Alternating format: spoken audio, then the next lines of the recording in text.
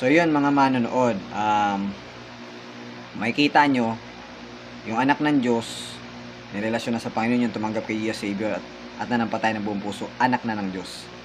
So, may relationship na sa Panginoon. Ngayon, ang kagandaan, anak na tayo ng Diyos, siyempre sa langit tayo uwi pag namatay.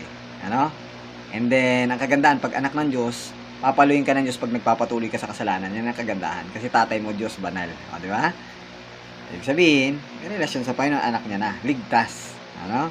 Pero kung walang palo nangyayari, nagpapatuloy ka sa kasamaan, ako po, magtaka ka. Hindi ka anak ng Diyos pag ganyan. Kasi ang anak ng Diyos, pinapalo ng Diyos pag nagpapatuloy sa kasalanan. Hindi siya pwede magpatuloy doon. Kasi ang tatay niya, ang ama niya ay nasa langit, banal. Okay?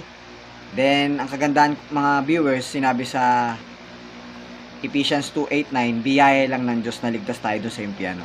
True faith kay Jesus. Hindi sa ating sarili, ito ay regalo ng Diyos. Tapos yung verse 9, hindi sa mabuting gawa natin. Para wala tayong may pagmapuri at may pagyabang sa Diyos. Ang kaligtasan ay hindi sa mabuting gawa, mga manonood, kahit anong uri pa.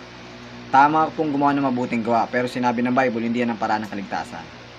Kalooban ng Diyos yung mabuting gawa, pero hindi yan ang paraan ng kaligtasan, sabi sa Bible. Kundi, ang paraan ng kaligtasan ay biyaya lang ng Diyos, grace na ni God, naligtas tayo sa impyerno. True faith kay Jesus. Doctrine yan ni God sa Bible. Saved by grace through faith alone to Jesus, our God. Doctrine din po yan ng baptist ng gawain ng Panginoon. Okay? Glory to God, no? All.